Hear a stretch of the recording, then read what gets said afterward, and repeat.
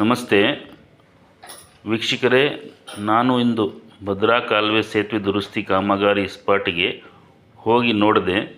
95% ದುರಸ್ತಿ ಕೆಲಸ ಮುಗಿದಿದೆ. ಇನ್ನು 3 ದಿನ ಪಿಲ್ಲರ್ ಒಳಗೆ ಹೋಲ್ಸ್ ಹಾಕಿ ಗಮ್ ಹಾಕುವ ಕೆಲಸ ಬಾಕಿ ಇದೆ. ತಕ್ಷಣವೇ ಕ್ಯೂರಿಂಗ್ ಆದ ಮೇಲೆ ಈ ರೋಡ್ ಓಪನ್ ಮಾಡಲಾಗುತ್ತದೆ.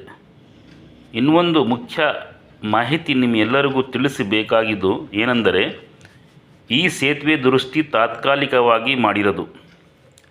ಈಗ ಇಲ್ಲಿ ಪ್ಯಾಸೆಂಜರ್ ಬಸ್ಸಸ್ ಮತ್ತು ಸಣ್ಣ 4 ವೀಲರ್ಸ್ 2 ವೀಲರ್ಸ್ ಅಷ್ಟೇ ಓಡಾಡುವುದು ಸಾಧ್ಯತೆ ಇರೋದು. ಇಲ್ಲಿ ಈಗ ದೊಡ್ಡ ಹೆವಿ ವಾಹನಗಳು ಮತ್ತು ಜಾಸ್ತಿ ಹೈಟ್ ಇರುವ ಮತ್ತು ಜಾಸ್ತಿ ಟನ್ನೇಜ್ ವಾಹನಗಳು ಓಡಾಡಂಗಿಲ್ಲ. ದಯಮಾಡಿ ಈ ಸುದ್ದಿ ಎಲ್ಲರಿಗೂ ತಲುಪಲಿ. ನೀವು ಈ ವಿಡಿಯೋ ಎಲ್ಲರಿಗೂ ಶೇರ್ ಮಾಡಿ.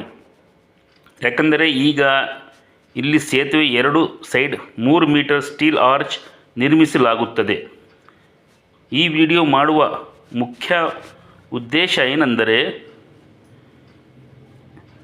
ಈ ಮಾರ್ಗದ ಅವಶ್ಯಕತೆ ಇರುವ ಎಲ್ಲ ಸಾರ್ವಜನಿಕರಿಗೆ ಇಲ್ಲಿ ಇರುವ ಸ್ಥಿತಿ ತಿಳಿಸಬೇಕು. ಯಾಕಂದರೆ ಅವರು ಇಲ್ಲಿ ಬಂದ ಮೇಲೆ ಅವರಿಗೆ ತೊಂದರೆ ಆಗಬಾರ್ದು.